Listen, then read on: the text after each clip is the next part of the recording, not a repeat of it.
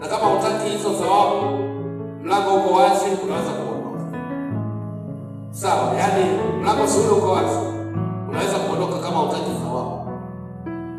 Nimesemea hilo ili niwatie wivu kwamba kuna watu wanajua kuomba, na hata kama uende na milioni dukani, unataka ununue vitu vya milioni, anafunga kwanza, atasali, ndio afuate.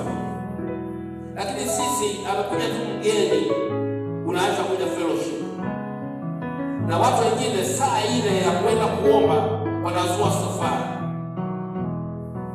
Au mnadanganya? Jaribu hilo kulishinde, kama wenzetu wanapofunga maduka waende kusali kwanza. Acha mambo ya kufanya vitu ambavyo havitimii, yaani unafanya vitu nusu nusu. Fanya kabisa. Kama unaomba, omba kabisa, zama kwenye maombi, mwambie Mungu akusaidie, uombe kwa kina, maana kuna maombi ya kuparusa.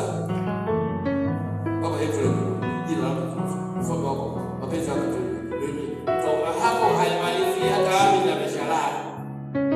Mtu mmoja akawa ameandika kabisa sana. Kwa hiyo kila siku anajifunika blanketi, anaendelea kuomba pale.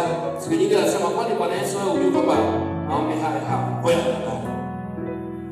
mtu wa Mungu yeyote anapaswa asiwe mvivu.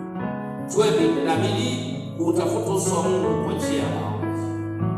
Bidii yako ndiyo itakayokufanikisha katika mambo unayofanya. Bidii yako ndiyo itakayoweza kukuongeza viwango vya kiroho katikati ya maisha yako. Hatua kwa hatua Mungu atakuimarisha. Kwa nini? Kwa sababu umeomba. Na umeomba wewe na kuwaombea watu wengine.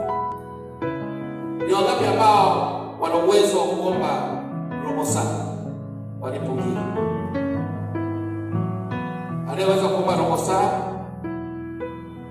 Nimepata mmoja pale. Asante baba. Wanaweza kuomba nusu saa? Lakini sasa mimi nusu saa sawa, wako wanne. Wanaweza kuomba saa moja?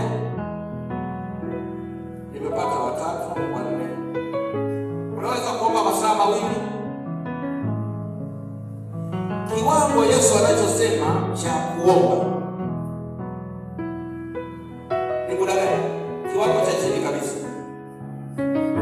ni saa sina jamani. Kwa baba, hongera, unajitahidi robo saa. Hongera mjomba, unaomba nusu saa.